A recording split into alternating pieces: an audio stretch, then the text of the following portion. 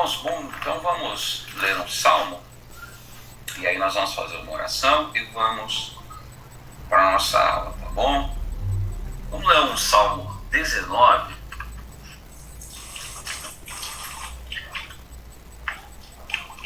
Salmo 19, para nós orarmos, e aí a gente segue para o texto de Tiago.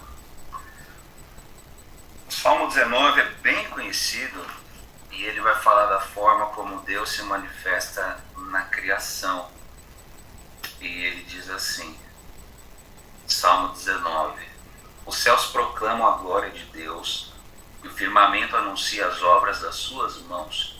Um dia discursa a outro dia e uma noite revela conhecimento a outra noite. Não há linguagem nem há palavras, deles não se ouve nenhum som. No entanto, por toda a terra se faz ouvir a sua voz e as suas palavras até os confins do mundo.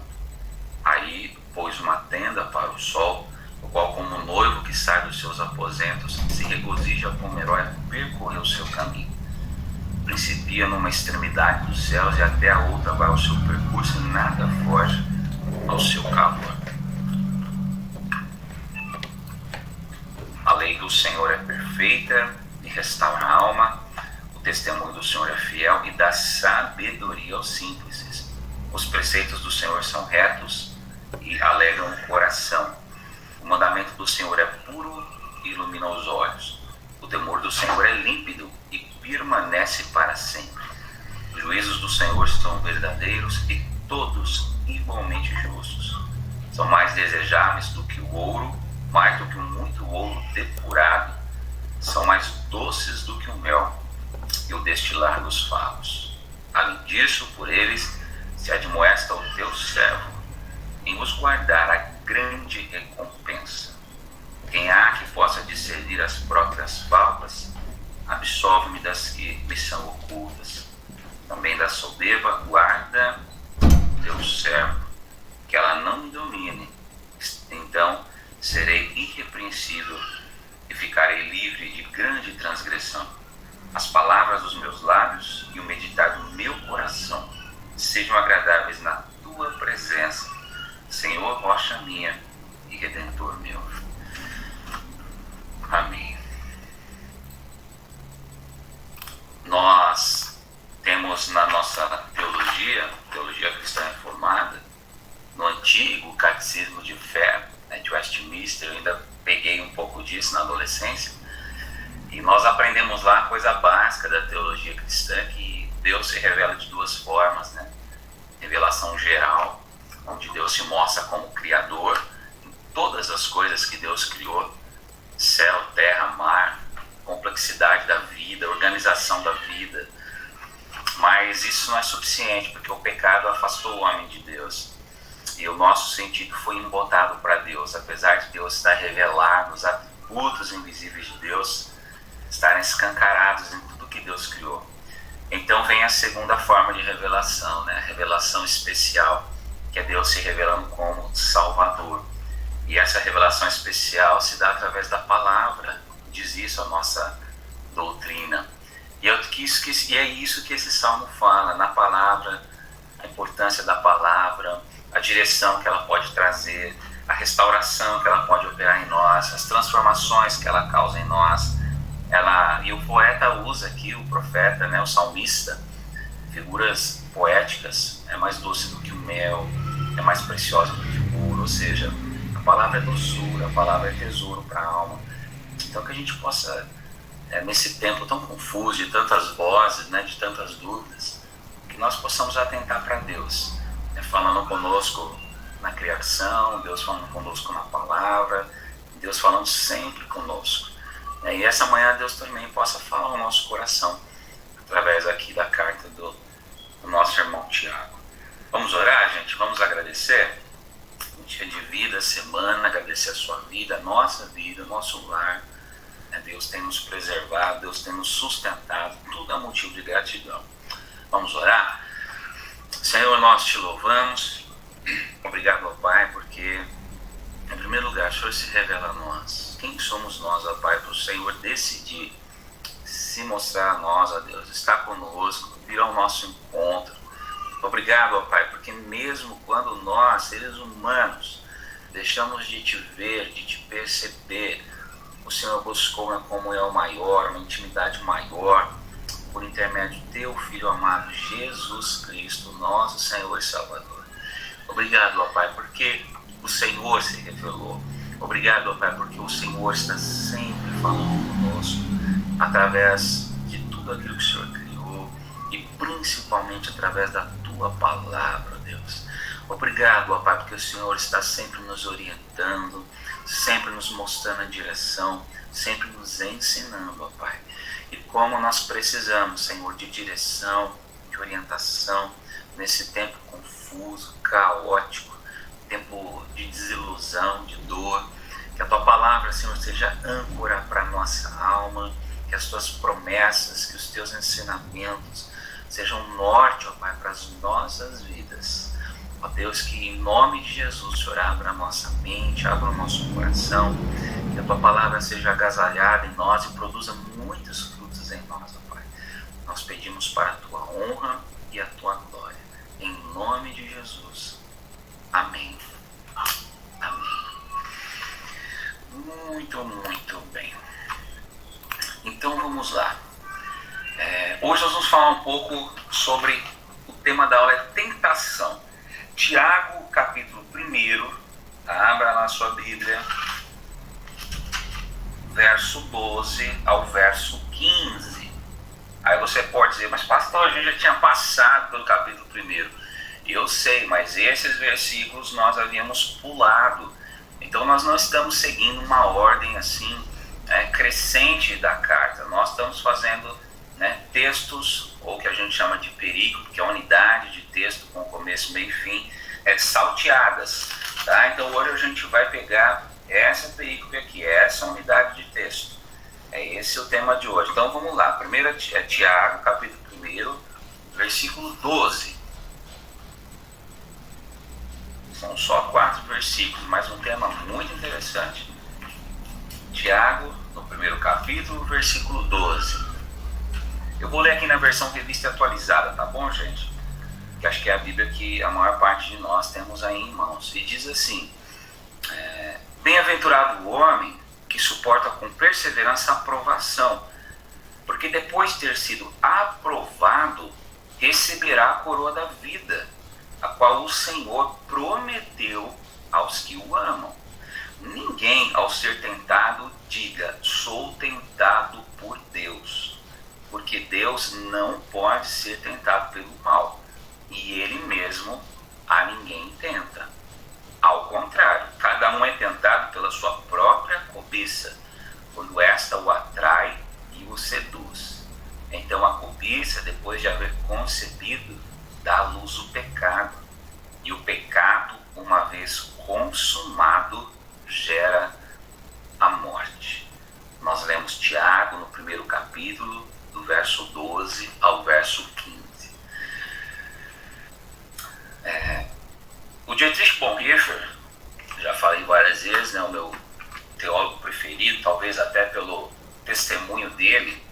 Vocês sabem que ele atuou na Alemanha no período da ascensão nazista, e quando uma parte da cristandade na Europa resolveu apoiar o nazismo, o Dietrich Bonhoeffer resolveu ser a voz profética e ser o do contra. E ele pagou um preço alto por isso, foi perseguido, foi injuriado.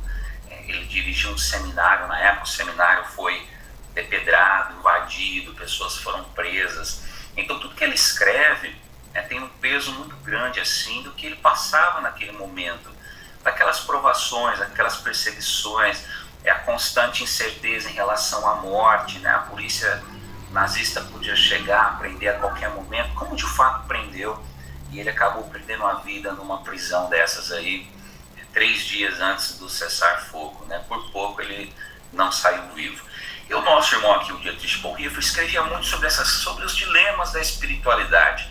Ele falava muito sobre oração, falava muito sobre comunhão, fala muito sobre discipulado. Talvez uma obra dele bem famosa, todo mundo deve ler esse livro, chama-se Discipulado, um texto muito significativo, E ele fala também sobre esse tema da tentação. E olha que interessante que o nosso irmão aí, o pastor Dietrich, vai falar. A tentação, gente, é um acontecimento, né? E ele vem, acontece. No transcurso da vida, a gente topa com isso, vai vir para o que ora mais, para o que ora menos, crédulo, incrédulo, não tem como fugir disso. Nós sejamos preparados ou não, a gente queira ou não, nós estejamos agendados com isso ou não, a tentação vai chegar, vai acontecer, vai se colocar diante de nós. Não tem como fugir desse momento, dessa situação, desse dia, dessa hora. Ele vai dizer que é um momento na nossa vida, acontece. E mais, a Bíblia ela não conta grandes histórias assim de homens que triunfaram em relação à aprovação. A Bíblia basicamente ela conta duas grandes histórias que são significativas quando o tema é tentação. Primeiro, a tentação do ser humano, dos pais originais. E aí é o fracasso, porque quando tentados, eles cederam à tentação e caíram, e a gente sabe toda a história. E é claro, irmãos, tentação não tem nada a ver com comer um fruto, isso, aquilo. A tentação tem a ver com a obediência incondicional a Deus, a obediência passiva ou não. O pecado original também nada tem a ver com sexualidade, né? Eu já ouvi alguns pastores de outras denominações dizendo isso, que o pecado original tem a ver com a sexualização. Nada a ver, errou longe, né? O pecado original tem a ver com essa desobediência intencional, essa escolha intencional em se desconectar, em tentar ser aquilo que o homem não é, independente. Então essa primeira história de tentação é a tentação dos nossos pais que falharam.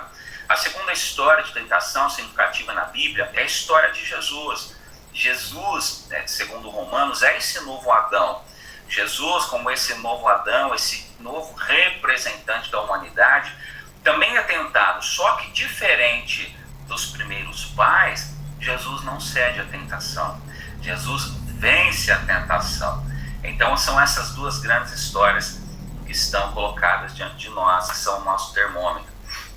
E aí tem uma coisa importante para nós pensarmos. Ou o Adão em nós é tentado, e aí será a nossa queda, ou Cristo em nós é tentado, e aí será a queda de Satanás. Então a questão não é se vamos passar momentos de provação ou tentação, e isso é fato. A questão é como nós vamos responder. Se nós, irmãos e irmãs, nós respondemos a esses momentos com o Adão que há em nós estamos perdidos. Se nós respondemos com a nossa natureza pecaminosa, se nós acharmos que nós vamos enfrentar qualquer tipo de provação, qualquer tipo de tentação, baseado na nossa natureza humana, é game over, já estamos derrotados. Mas se nós respondermos às provações e às tentações a partir do Cristo que habita em nós, nós conseguimos vencer as provações e as tentações. Então a grande questão é como nós temos lidado com esses momentos de prova, de tentação. Nós temos respondido com a carne ou nós temos respondido a partir do Cristo que habita em nós? E aí vem uma pergunta importantíssima. Em qual área da sua vida você é mais tentado? Em qual área da sua vida você sente que você é mais tentado? Como você tem respondido a isso? Com o Adão que habita em você ou com o Cristo que habita em você? E aí cada um sabe da sua vida, Cada um sabe do que Deus coloca diante de si, cada um sabe do seu coração.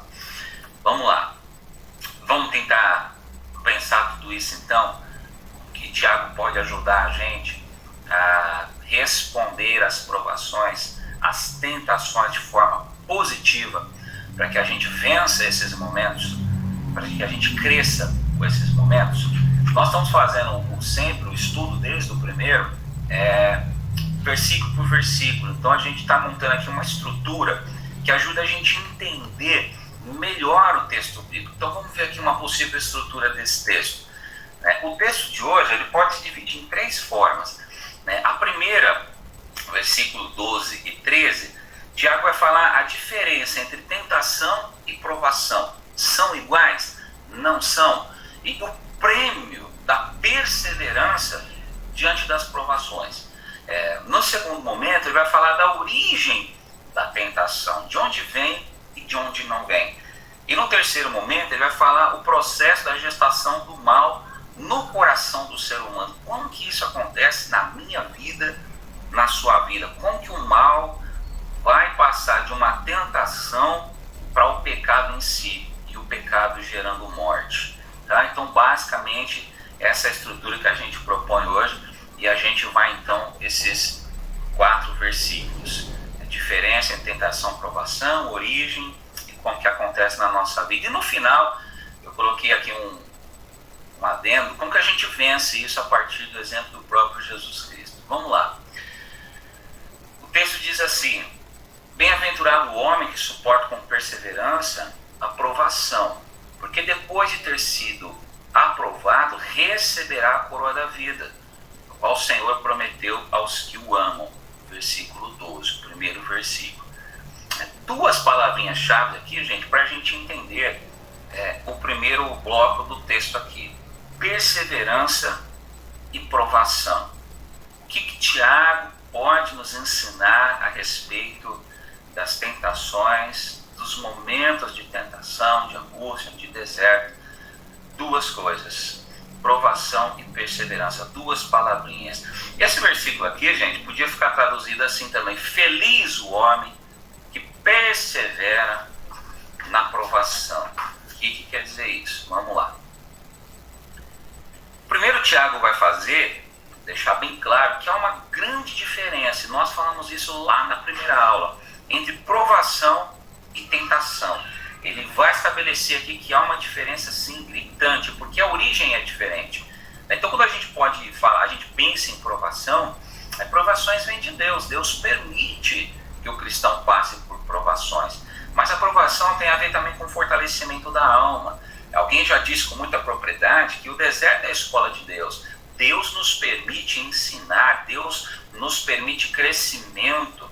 Feliz é aquele que encontra nas provações uma oportunidade para o crescimento.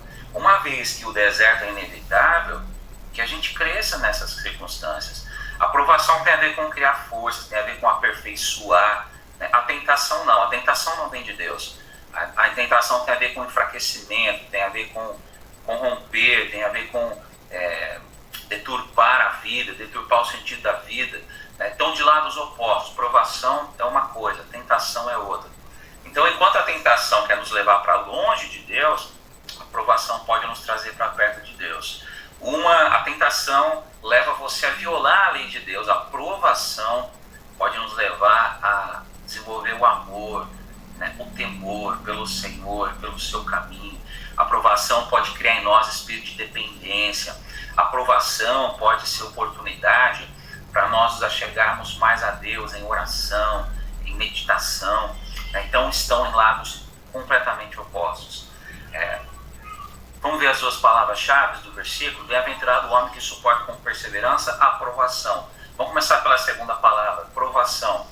O que significa provação aqui no texto? Provação, gente, é o termo utilizado na Bíblia para descrever o sofrimento quando ele é usado por Deus para o nosso próprio bem. Então, o Tiago está lembrando a gente aqui que às vezes Deus permite o vale. Às vezes Deus permite que a gente enfrente desertos. Às vezes Deus permite que a gente enfrente tempestade para depurar a nossa fé, para produzir em nós um caráter aprovado, para produzir em nós uma fé perseverante. Provação é o termo hebraico que foi usado quando Deus testou a Abraão. Por exemplo, lá em Gênesis capítulo 22. Pois Deus a Abraão a prova. Gênesis 22, se a gente lembra bem, é aquele texto onde Deus um dia aparece para Abraão numa epifania lá e diz: Abraão, pega o menino aí, o Isaac. A gente sabe que o menino demorou décadas para nascer. Abraão já tem mais de 100 anos. Toda aquela situação, e Deus pede uma coisa assim que era improvável: pega o menino, vai lá e sacrifica. né? Essa aprovação, essa palavra aprovação também, essa palavrinha hebraica, é a mesma que aparece lá em 2 Crônicas 32, 31, quando diz que Deus desamparou Ezequias para provar Ezequias. O texto lá de Crônicas diz o seguinte, que tudo estava bem em Israel, havia riqueza, havia prosperidade, o reino se assentou, as coisas aconteceram, e diz que o coração de Ezequias ficou soberbo. Ezequias começou a gostar demais do que estava acontecendo, né? O Ezequias, pior do que isso, Ezequias começou, segundo o texto lá de Crônicas, se achar responsável pelo êxito, pelo sucesso. E aí quando os reis da Babilônia e do Egito vão ter com Ezequias, o texto diz lá que Deus desampara Ezequias. É como se, a ideia é a seguinte, Deus deixou Ezequias sozinho. E aí, com a intuito, diz o versículo 31, 32, de Ezequias conhecer aquilo que estava no próprio coração dele. Então, provar, aqui no texto de Tiago, está fazendo alusão, ligação com esse momento lá no Antigo Testamento, onde provar tem esse sentido, onde Deus permite a gente experimentar, né, esses momentos.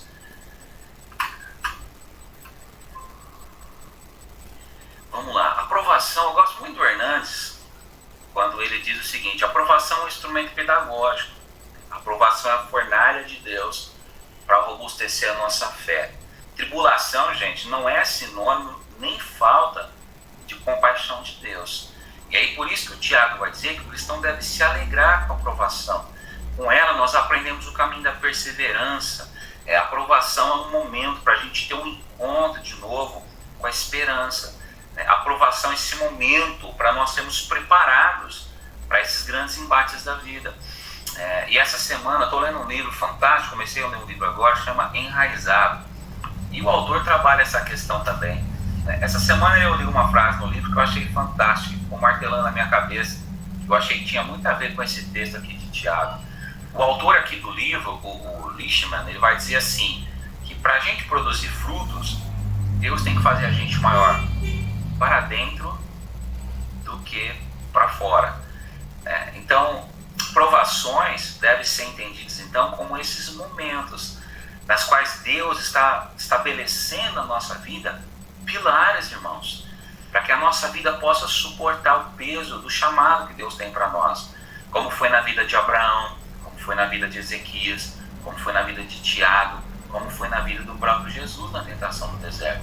Esse momento de tentação, o crente não deve se ficar amargurado na tentação, na provação, por mais difícil que isso seja. Ao contrário, a gente deve ver o momento de provação como esse criar de raízes, como Deus ajudando a gente a expandir, né, a nossa visão, Deus nos ajudando a expandir a nossa fé, Deus nos ajudando a nos conhecer melhor do que nós nos conhecemos, Deus nos ajudando a entender a profundidade da nossa fé ou não, Deus realmente criando bases mais sólidas nas nossas vidas, né? Então, veja bem, Tiago já havia dito isso no capítulo 1, né? Pois vocês sabem que a prova da sua fé produz perseverança, e a perseverança deve ter ação completa, a fim de que vocês sejam maduros e íntegros, sem falhas, sem lhes faltar coisa alguma. Quando a gente pensa que fé tem a ver então com provação, tem a ver com criar raízes, esse processo de Deus, de depuração, de construção, né, combina com o que o Tiago está dizendo, porque ele já tinha dito no começo da epístola que todas as provações, gente, na minha vida e na sua vida, da parte de Deus, é para que a gente seja aprovado. Uma fé aprovada, um caráter aprovado. Ok. Então, uma vez que a aprovação é inevitável, como que a gente lida com ela? E aí vem o segredo, então, da primeira expressão do versículo que eu pedi para a gente gravar. Com perseverança. Olha o que diz o texto. Verso 12 ainda, tá? Bem-aventurado o homem que suporta com perseverança a aprovação, porque depois de ter sido aprovado, receberá a coroa da vida, o qual o Senhor prometeu aos que o amam. Então o Tiago está dizendo aqui, gente, que já que a aprovação é esse momento de Deus de criar raízes em nós, é esse momento de Deus de depurar, é esse momento de Deus de nos fazer conhecer a nós mesmos. Não há outra forma de passar por isso a não ser com perseverança. Então Tiago vai usar aqui, quando ele diz bem-aventurado, é a mesma expressão do Sermão do Monte. É essa bem-aventurança de quem está em Deus. É uma bem-aventurança que não depende dos fatores externos. É a bem-aventurança de quem está com o coração nas mãos de Deus. Por que a gente é bem-aventurado? Porque a gente entende que enfrentando as provações, a gente desemboca em amadurecimento. Que enfrentando as provações com perseverança, a gente desemboca em maturidade. Como que as crianças amadurecem? É interessante a gente pensar esse processo todo aqui, pensar o amadurecimento das crianças, não é? Como que as crianças aprendem? Tem as pedagogas aqui, né, sabem melhor do que eu. Mas como que você ensina um filho a andar numa bicicleta sem rodinha, por exemplo? A gente está nessa fase agora com o Arthur, tentar ensinar ele a tirar as rodinhas, né? É fácil? Não, a primeira coisa que a criança quer fazer no primeiro tombo que ela toma é o quê? Pôr a rodinha de volta, não é? Pai, põe a rodinha que não tá dando certo. Não quero mais não. O meu é assim, caiu uma vez, não quero mais não, pai, vamos brincar de outra coisa. Mas a gente insiste um pouquinho, né? Não, vamos mais uma voltinha, mais uma voltinha, mais uma voltinha. Porque isso faz parte do quê? Ele precisa aprender que ele vai ter que cair, que ele vai ter que levantar, que ele vai ter que cair, lidar com a frustração de ter caído, sentir a dor de ter caído, ruminar a dor de ter caído, por que ele caiu, e tentar de novo. Eu penso muito nisso quando o Tiago vai dizer aqui, bem-aventurado o homem que suporta com perseverança. Deus quer que a gente seja perseverante, que a gente aprenda com isso, para o nosso amadurecimento, para o nosso crescimento. Quando a gente entende isso, a gente entende que perseverar é a chave para o crescimento, então, diante das provações da vida. Tiago está afirmando que o cristão precisa praticar a perseverança para alcançar esse caráter firme, esse caráter perseverante. E aí ele usa aqui uma figura do atleta, né? Como um atleta que suporta o cansaço, que treina a exaustão, que se doa, que enfrenta a dor física, que se leva ao limite em nome da perfeição, assim é um cristão na provação. A gente tenta com perseverança, a gente insiste, porque a gente sabe que isso conduz à perfeição, isso nos aperfeiçoa, isso nos torna melhores. E aí Tiago passa então para a recompensa. Provações vêm, devem ser enfrentadas com perseverança. Por quê? Porque o que persevera na provação é galardoado. Olha o que ele diz, verso 12 ainda. Bem-aventurado o homem que suporta com perseverança a provação. Por quê? Porque depois de ter sido aprovado, receberá a coroa da vida, o qual o Senhor prometeu aos que o amam.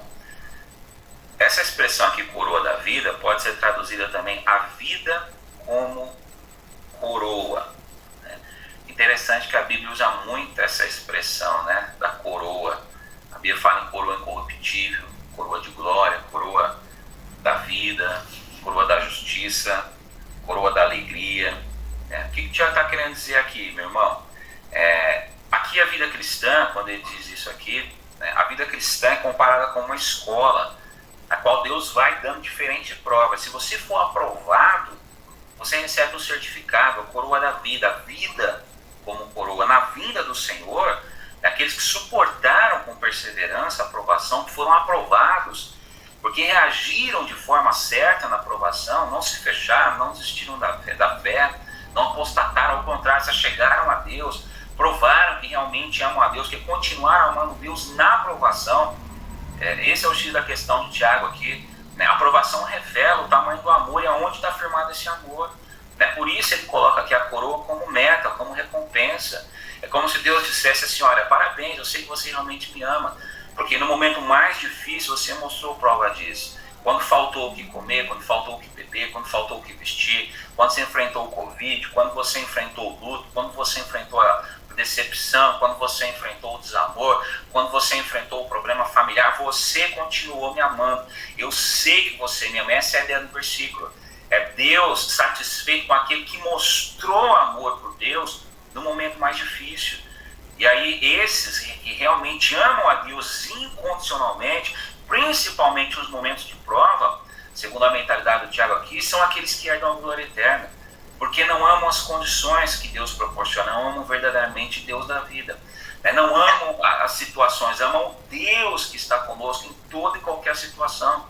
Esse que persevera até o fim, amando Deus, mesmo nas provações, esse é aquele que se alegra com o Senhor na glória eterna.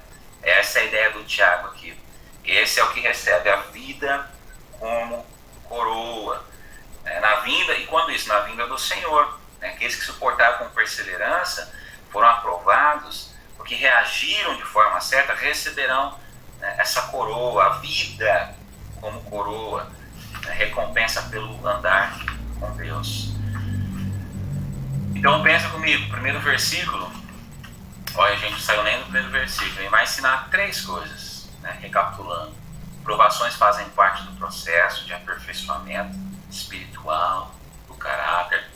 Provações devem ser encaradas com perseverança e fé, e a coroa da vida é o prêmio para aqueles que amam a Deus incondicionalmente.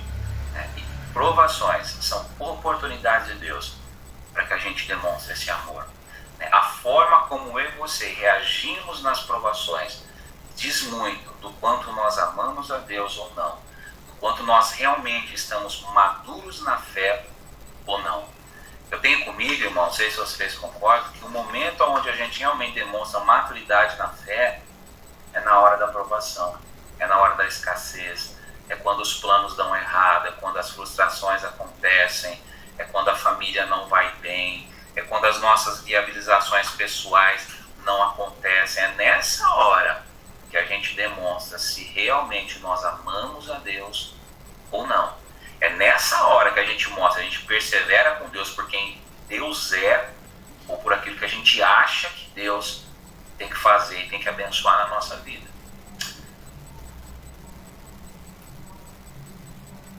Vamos lá. Aí ele termina o verso 13. Quando alguém for tentado, jamais deverá dizer, estou sendo tentado por Deus, porque Deus não pode ser tentado pelo mal, e a ninguém tenta. Então veja, as provações elas podem produzir perfeição espiritual, levar à recompensa, caso elas sejam encaradas com atitude de fé e perseverança. Porém, o Tiago está dizendo aqui pra gente que elas podem causar um efeito nocivo se elas forem encaradas com atitude errada. E Tiago declara que uma dessas atitudes é culpar Deus pelo fascínio do pecado. Então assim, irmãos, a provação não é pecado, mas de repente você é tentado e o pecado surge, e aí você pode culpar Deus. Então vamos pensar uma situação aqui assim real para a gente entender o que o Tiago está dizendo aqui. Vamos pensar que você chegou lá no seu trabalho na segunda-feira e o seu João, que trabalhava lá com você há 20 anos, ele foi aposentado. E agora quem está trabalhando lá com você é o Tiagão. Rapaz bonito, alto, loiro, sensual, tudo de bom, barriga tanquinho, inteligente, fala 5 idiomas, E pode ser o contrário também, Você chegou lá no seu trabalho na segunda-feira e o seu João foi aposentado, 80 anos, um velhinho gagá, e agora tem uma estagiária lá no lugar do seu João. Linda, maravilhosa, olhos sedutores, um corpo escultural, metade da sua idade, jovem, esbanjando sensualidade. De repente ela começa a dar lado para você. Mesma coisa, o estagiário começa a dar lado para você. A presença dessa pessoa ali é uma aprovação. E quando que vira tentação? De repente, quando você começa a alimentar na mente. Então, ideias, Deus está dando confiança para mim. E você começa a maquinar, você começa a desejar, você começa a cobiçar, você começa a tramar coisas na sua mente. Aí é mais ou menos essa ideia que o Tiago está colocando aqui. E de repente você vai lá, escorrega e comete um baita do adultério. E aí depois o que você fala? Culpa de Deus que colocou essa pessoa tão bonita aqui perto de mim. Opa, alto lá. culpa de Deus, vírgula. Né? Deus não mandou você ir lá e adulterar, Deus mandou o cara lá e roubar, Deus mandou o cara lá e sonegar, Deus mandou o cara lá e bater no outro. Deus, não. O diabo está dizendo aqui, nos advertindo para essa nossa mania de uma vez que a gente cede diante da tentação, a gente tenta culpar Deus. O diabo está dizendo que isso não rola. Não é culpa de Deus, é culpa nossa. E aí o Tiago vai ensinar que ninguém pode culpar a Deus pelas suas decisões erradas diante da aprovação. Irmãos, isso acontece desde que o mundo é mundo. Né? Gênesis capítulo 3, eu acho esse texto fantástico. Vocês lembram o texto? Quando o Deus vem lá do paraíso para andar com Adão lá no encontro deles diário, e Deus começa a chamar o homem, né? Adão, não acha o homem está lá onde? Escondido lá atrás da moita, lá, sei lá eu na onde, né? Está escondido, e Deus fala assim: o que você está fazendo aí? Tô nu. Já tinha dado tudo errado, e Deus fala assim: mas quem te falou que está nu? E ele tem uma resposta para Deus fantástica, né? Deus perguntou como que ele sabia que ele estava nu, e olha a resposta dele. Né? Disse o homem: foi a mulher que me deste. Então não foi isso que Deus perguntou. Né? Então vê que desde os primeiros pais, né, o ser humano tem essa mania de fazer escolhas erradas e tentar se exculpar, se esquivar. O Tiago está dizendo que não, né? Que não, ninguém pode dizer eu sou tentado por Deus. Deus não tenta ninguém. Deus permite a provação. Agora, se a nossa mente faz a gente exacerbar isso, ultrapassar os limites, essa tentação virar pecado, não culpe a Deus. É isso que o Tiago está dizendo: assuma as suas responsabilidades, assuma o seu pecado, assuma o seu erro, assuma as suas fraquezas. É isso que o Tiagão está ensinando aqui para a gente. Porque Deus não pode ser tentado, diz aqui. Deus não pode ser tentado, porque Deus não conhece o mal. Por isso Deus não incita você ao mal. Tá? A tentação em si não é pecado, o Tiago vai dizer. Você pode achar o Ricardão bonito, você pode achar a moçoada bonita, você não pode passar daí. Né? Então a tentação em si não é pecado, pode ser descartado, você tem escolha. Mas uma vez que a gente assume e se transforma em pecado e desvia dos padrões estabelecidos por Deus, aí acontece o erro. Caso clássico disso daqui: Davi e Betseba, ou Batseba, como alguns dizem, né? 2 Samuel 11, 5, 2 Samuel 11, 1 a 5. Você lembra do texto? Esse é um caso clássico para mostrar outro exemplo bom disso, né? O texto diz lá que era tempo dos reis de Israel estar na guerra. Davi não estava na guerra, então já começou por aí. Né? Não dá mole para a tentação, que ela devora. Não estando no lugar que deveria estar, mas estando entregue a ociosidades, Davi resolve dar o quê? Uma volta no terraço do palácio. Lembra o texto?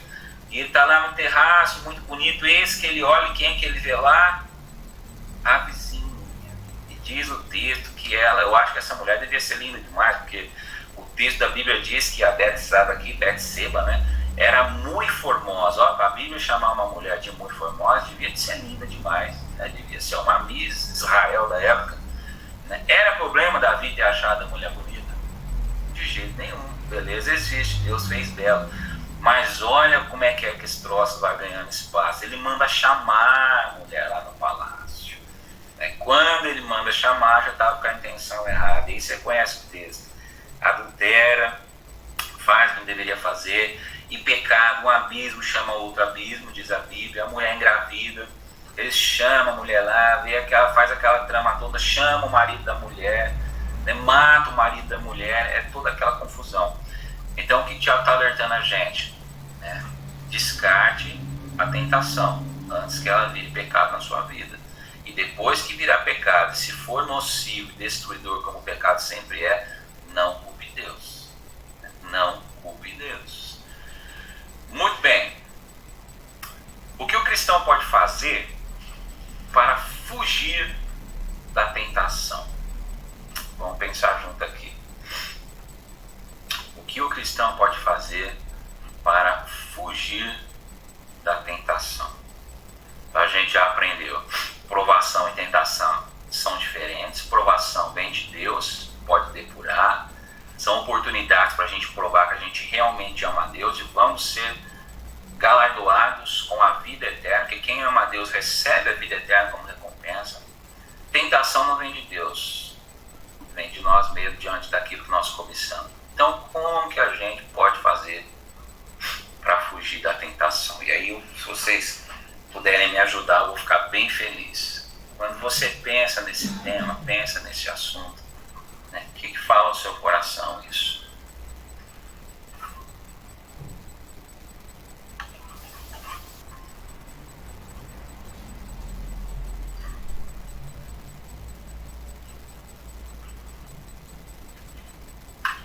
Não sei se vocês reparam quando vocês leem a carta de Tiago, o Tiago, e principalmente nesse tema aqui, pecado, tentação, etc. Você vê que Tiago não está falando do diabo aqui? Aliás, a carta de Tiago ela é bem interessante, né? O Valdir falou na primeira aula que o Lutero não gostava muito da carta do Tiago, né? Porque talvez Tiago fale de Jesus 2 vezes, já prestou atenção? 2 vezes só Tiago cita o nome de Jesus. E um tema desse aqui, tentação, o Tiago não cita o diabo, já prestou atenção? Então, quando eu leio isso aqui, eu não sei você, mas eu penso assim, ó, esse negócio de ficar culpando o diabo pelos nossos pecados está por fora. É bem fácil, porque já prestou atenção, a gente tem 2 culpados sempre, ou é Deus que não ajudou como tinha que ajudar, ou é o diabo que atrapalhou quando Deus foi ajudar. Já prestou atenção nisso? Então a gente faz, maltrata, mete o pé na jaca, faz o que tem que fazer, o que não tem que fazer, depois de falar, o diabo tentou. É o diabo ou é o pecado que habita em nós? Porque segundo o Tiago aqui, me parece que muitos dos nossos erros têm a ver com a nossa própria natureza pecaminosa, né? Somos nós que escolhemos, somos nós que não perseveramos para que essa aprovação não vire pecado, somos nós que não insistimos no caminho de Deus, ou não, ou é o diabo mesmo? Pastor, a Paulinha aqui. Bom dia. Bom dia, Paulinha. Então, você falou, né, que devemos fazer para fugir da tentação. Fugir da tentação. Então, no caso, o meu pensamento seria orar, né, estar mais próximo de Deus. Porque como você falou lá em Gênesis, que Adão, né, falou que se escondeu, né, Deus já estava se distanciando, ele estava se distanciando da presença de Deus, né? Então, eu vi um texto também que no Velho Testamento Deus permite que a gente passe, né, por essa situação, e ele não olha, ele vira de costas, né? Ele permite que a pessoa se entregue, né, às paixões, né? Então, no caso, no meu pensamento, seria talvez uma vida mais contemplativa, né? E também um senso muito crítico, né? O que me faz, qual é a área que eu tenho mais tendência a pecar, né? Porque se eu tenho, o inimigo ele atinge porque eu permito. Se eu permito, eu tenho uma tendência a alguma coisa. Uns são corruptos, outros é parte sexual. Então, eu acredito que seja essa talvez a solução geral, né? Que seria proximidade de Deus, uma autocrítica e ler mais a palavra. Amém. Também. Rodrigão que colocou aqui. Perseverar. Como que você não pode fugir das tentações? Perseverar. Tá certo, Paulo, eu concordo com você.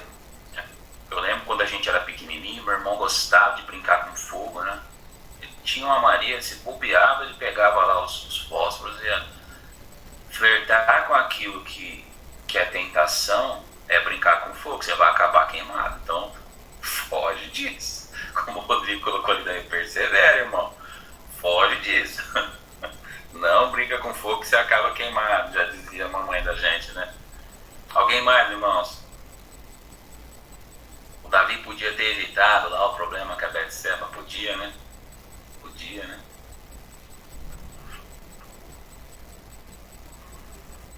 Pastor, eu acho que é orando e vigiando o tempo todo. Orando e vigiando. Sim, sem dúvida, Lúcia. O Jesus vai dizer isso, né? Estejam atentos, que o espírito está pronto, mas a carne é fraca, né? Jesus vai dizer também, né? Vocês percebem que a gente tem um ótimo escape aqui, né? Que muita gente usa, né? O diabo, né? o diabo é culpado de tudo. É o diabo que fez o cara desvirtuar, é o diabo que fez o cara pender para o adultério, é o diabo que fez o cara entrar na cachaça, é o diabo que faz tudo, mas o diabo está dizendo aqui pra gente que não é o diabo que faz tudo, não. É que às vezes o pior diabo é o que está em mim mesmo, né? Essa natureza pecaminosa, se não for subjugada, vai nos levar à derrocada, vai fazer a gente se machucar. Né? Eu achei essa charge aqui na internet essa semana, achei bem legal, né? Não sei se está dando para ver direitinho aí. Né? E eu não abriria essa porta se fosse o outro ali, todo estrupiado, né? Tá aparecendo aí, camuleta, né? Parece que foi atropelado. Foi atropelado por um caminhão e o outro lá, né? Tentação, do outro lado do pecado. Tá lá um bicho nervoso lá para entrar e destroçar mais um. Então eu penso que, diante do que o Thiago está falando aqui, a gente não confundir as duas coisas, né? Provação tem a ver com esse momento de crescimento, oportunidades, não tem nada a ver com tentação, né? A tentação é um momento na qual a gente precisa orar a Deus, né? Bem disse a Lúcia aqui, vigiar, orar. Paulo vai dizer uma coisa interessante também, que a Paulinha lembrou ali, fugir da aparência do mal. Foge, meu irmão, evita, ora, consagra a Deus, não abra essa porta, porque existem portas que depois que abertas, né, causam tanta dor, causam tanto sofrimento. E aí não adianta culpar a Deus, culpar o diabo, culpar ninguém, são as nossas ações. Isso fica claro na história de Adão no paraíso, foi a mulher que tu me deste. Quer dizer, o Adão está culpando duas pessoas, né? De imediato Deus que tu deste. É como se Adão tivesse dizendo, se tivesse dado uma mulher melhor, né? Não tinha acontecido isso, a culpa é tua e a culpa é dela. Não, irmãos, a culpa é nossa. Quando a gente não persevera, quando a gente se entrega, quando a gente permite, né? Essas coisas ganharem espaço no nosso coração. Pastor, Oi. Paulinho, nos Neuróticos Anônimos e no NA, né? Alcoólatras Anônimos, em sentido mais próximo, né? Evitar o primeiro gole. Né? Pois é. É isso Depois que você toma, pode ser um golinho só do gole do álcool, no sentido, né, do NA, você não se controla mais. Né?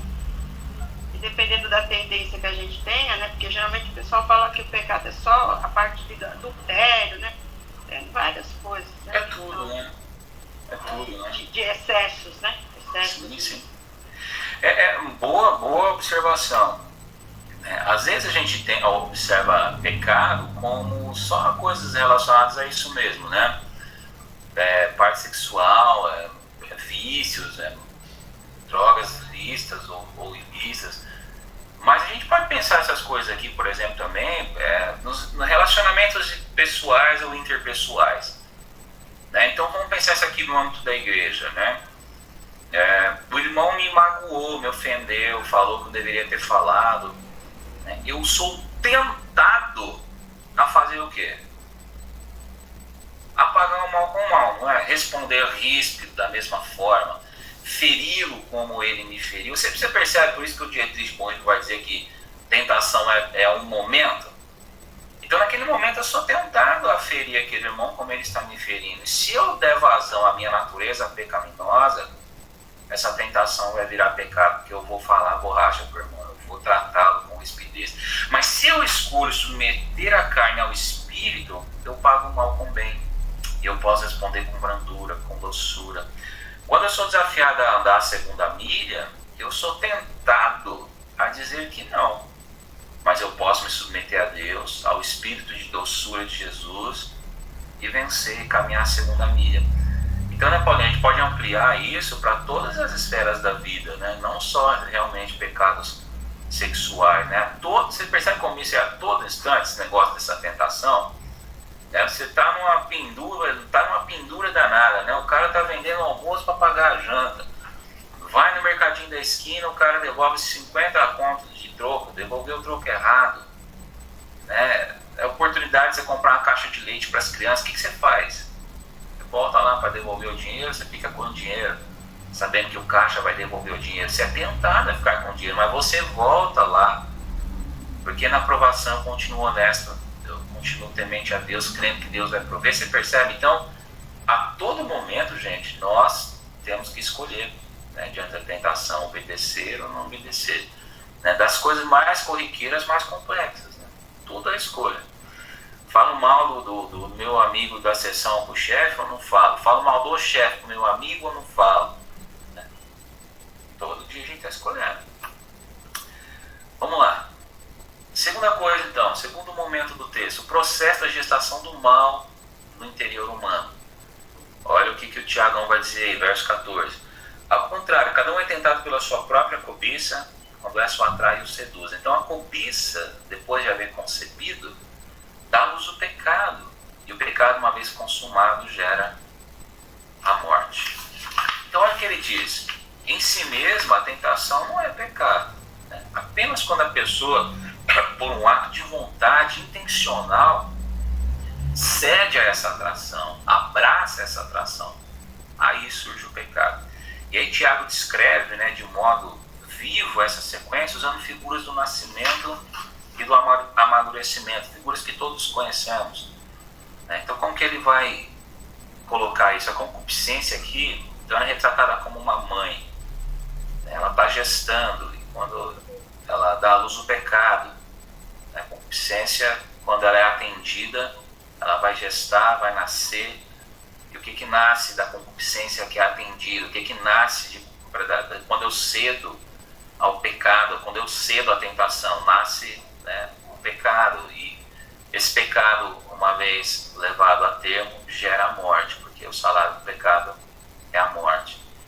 Então a gente gesta, né, a concupiscência, vira o pecado, e o pecado, uma vez tomando conta da vida, crescendo, amadurecendo, vai gerar em morte.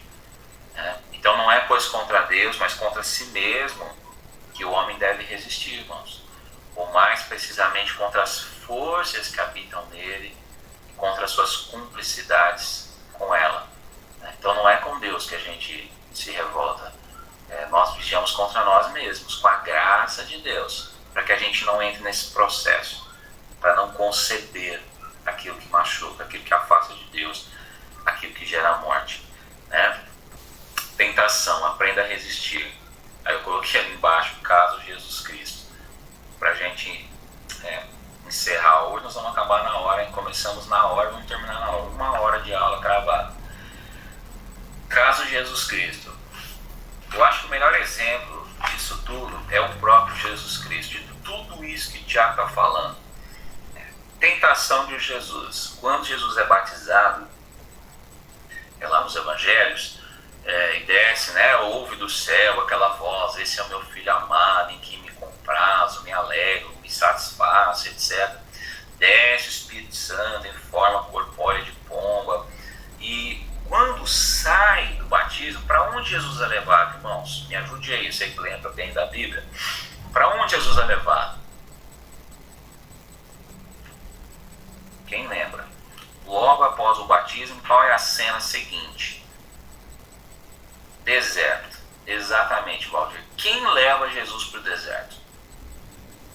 Sem colar agora, de cabeça assim, pá. A Nilda colocou deserto também, isso mesmo. Jesus é batizado e é levado, conduzido, diz algumas versões, ao deserto. A Nilda colocou o diabo. Quem mais? Quem leva Jesus para o deserto? A Nilda colocou o diabo. O Espírito. Ei, Paulo. Quem falou? Paulo O Espírito Santo. Eu. Exatamente. O diabo está lá, mas espera aí, vamos arrumar a cena aqui.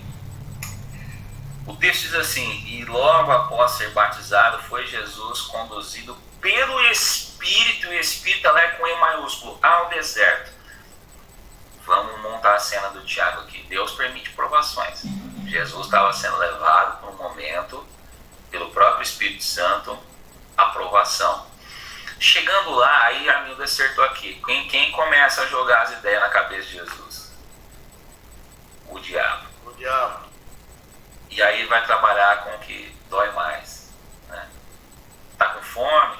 Pega essas pedras aí e faz virar pão, porque tá escrito lá, né, que os filhos de Deus não vão passar fome, tá com isso, tá com aquilo.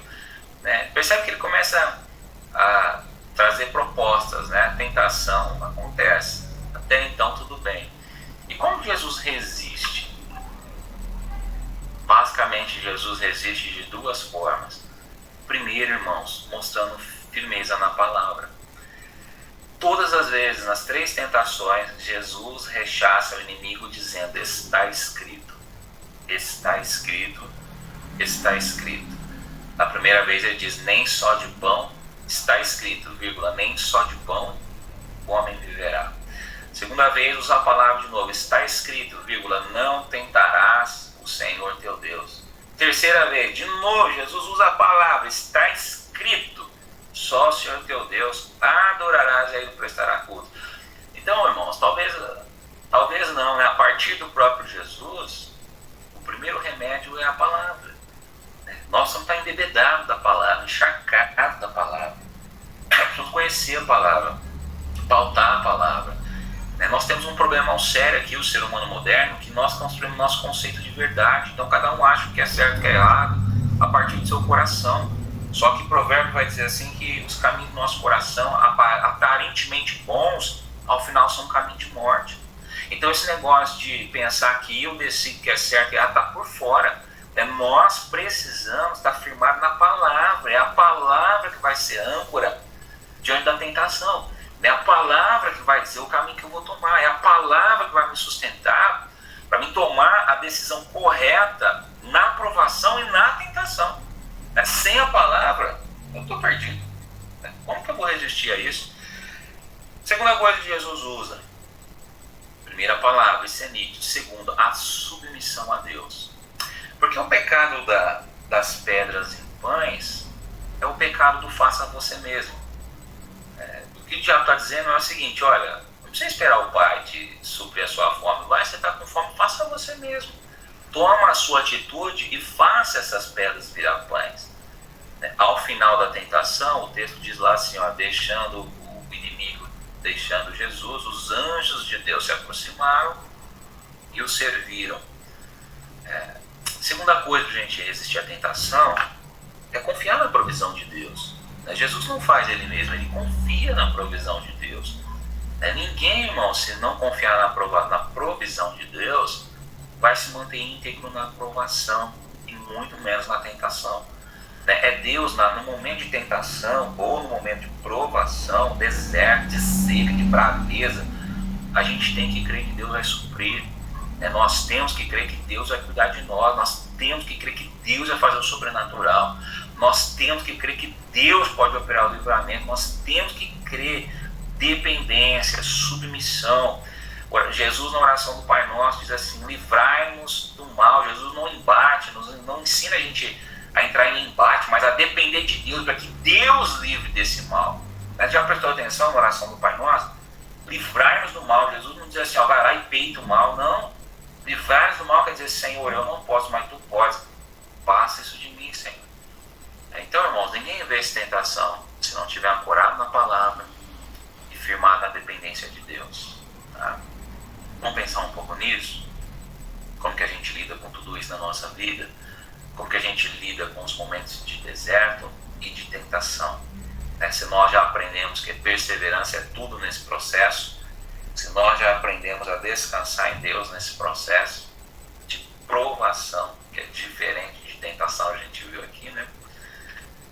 Se a gente já entendeu que provação é um momento de criar raízes, de deixar Deus depurar, trabalhar, de aprender Deus, descobrir Deus.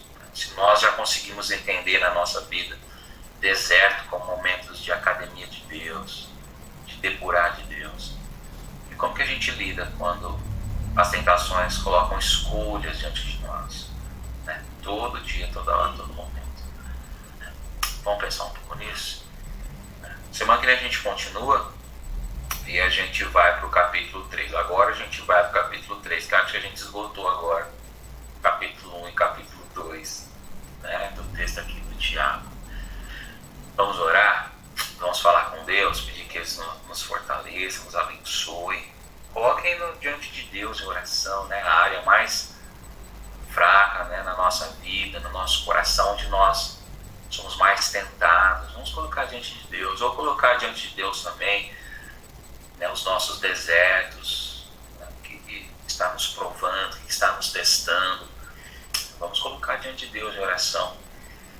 Eu vou pedir para o Valdir fazer essa oração para nós. Pode ser, Valdir? Sim. Antes eu quero só fazer uma pergunta da primeira parte lá do capítulo, do versículo 12.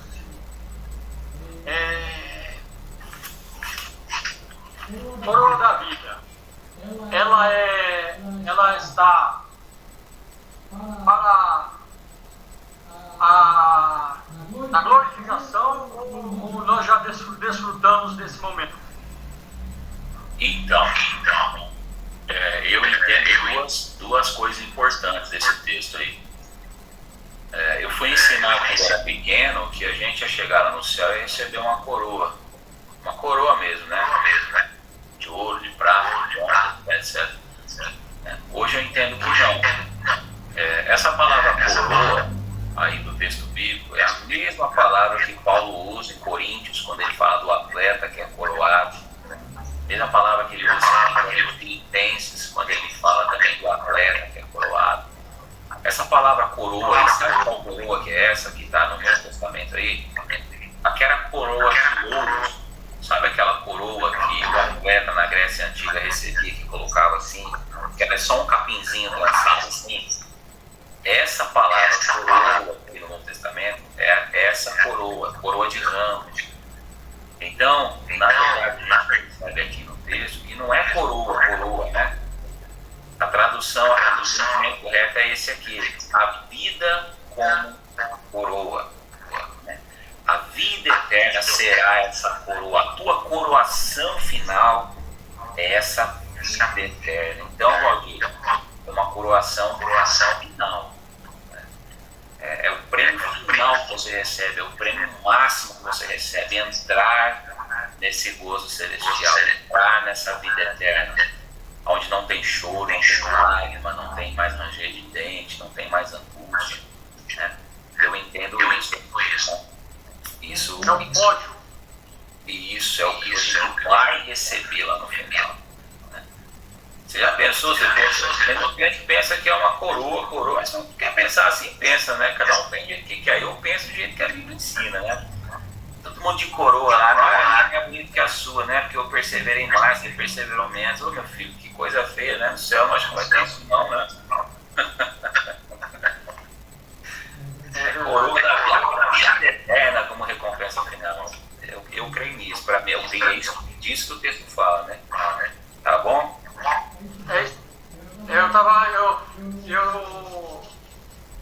É igual aquela que recebereis uma pedrinha branca e tal, isso, aquilo outro, faz parte também. E eu sempre achei que fosse a recompensa da perseverança, de tudo isso aí, é a nossa salvação em Cristo Jesus mesmo. Tá bom, então, vamos orar então. Tá ouvindo aí, pastor? Tô. Ah, tá bom. Pai querido e Pai amado, muito obrigado, Deus, por esta manhã na Tua presença, Senhor Deus, aqui diante, ó Deus querido, de cada um dos Teus servos que estão online. Senhor, diante de Ti, ó Deus querido, que nos abraça, nos ajuda, faça com que nós, ó Pai, nos perseveramos diante das provações, ó Deus querido, e só Tu podes fazer isso por nós, ó Deus. Pai querido, muito obrigado, ó Deus, pela Tua palavra, que ela possa ser a cada dia passa na nossa vida, eficaz, ó Deus, e possa produzir bons frutos, ó Deus, para a nossa vida, para a vida do nosso próximo. Meu querido, te agradecemos, ó Deus, pelo Teu servo, por esse estudo desta manhã, Senhor. Que nós possamos, ó Deus, a cada momento dela, nos usufruir, ó Deus querido, realmente tirarmos, ó Deus, o melhor proveito para a nossa vida. Meu querido, guarda-nos, ó Pai, de todo mal. Ajuda-nos, Pai, para que nós possamos, ó Deus, vencer essas provações e ser realmente galardoados por Ti, ó Deus. Sabedor, ó Deus, só Tu, Pai, pode nos galardoar. Pai amado, pedimos a que abençoe a cada um dos Teus servos, nos dando, Senhor, no decorrer do dia, guardados e amparados por Ti, preparando-nos, ó Deus, para a tarde do culto, louvor e adoração a Ti, ó Deus querido. Muito obrigado, Deus, por tudo. Dá-nos, ó Deus, a Tua graça no nome e com perdão dos meus pecados, no nome do Senhor Jesus. Amém. Amém. Amém. Amém. Irmãos, aviso importante. Então, hoje a gente retoma os cultos presenciais. Lembrando que a gente ainda está nesse momento, né, complicado de pandemia. Então, chegando lá na porta da igreja, faça uso lá do álcool gel, né, mantenha o distanciamento, né, na hora de entrar, na hora de sair, a máscara, né. Sei que é difícil ficar com a máscara, né, cantar de máscara e tudo, mas é necessário, tá, para nossa proteção do próximo. A gente ainda tem vaga lá, né, acho que só 11 pessoas deram o nome até agora, então se você tem o desejo de estar no culto presencial hoje, confirma lá a sua presença e participe com a gente, tá bom? Semana passada nós não tivemos o estudo, né, estive ausente, estava viajando, estava lá na região de São José do Rio Preto, né? No próximo domingo, né, eu estarei novamente em São José do Rio Preto, celebrando outro casamento, na verdade um casamento lá em José Bonifácio, primeiro domingo do mês. Então nós não vamos ter a ceia no domingo que vem, que seria o primeiro domingo do mês. A ceia vai ser postergada para o segundo domingo do mês, tá bom? Na qual já estarei presente. Comentava com alguns irmãos, por incrível que pareça, esse ano eu tenho 4 casórios para celebrar, né? Se de um lado acontecem as coisas ruins, de outro acontecem as coisas boas, né? Deus vai fazendo a vida se renovar. Então estive celebrando uma semana passada, tem um dia 5 agora e outros 2 no segundo semestre. Então o próximo domingo, que seria o primeiro, não esqueça, nós teremos o culto, mas não a ceia, tá? A ceia vai ficar para o segundo domingo, tá bom, irmãos? E hoje à noite espero vocês lá no templo, e quem não for no templo, acessa lá com a gente no Facebook da Terceira IPI, que vai ser transmitido online também, tá bom? Deus abençoe seu domingo, seu dia. Obrigado pela sua companhia, pela sua participação. Deus abençoe todos nós, tá bom? Um abraço, fiquem com Deus. Amém. Amém. Bom dia a todos. Amém. Quer falar? Vem logo rápido que vai sair todo mundo, né? Olha, oi e tchau. Oi. Oi, eu sou. Oi, eu sou lindo.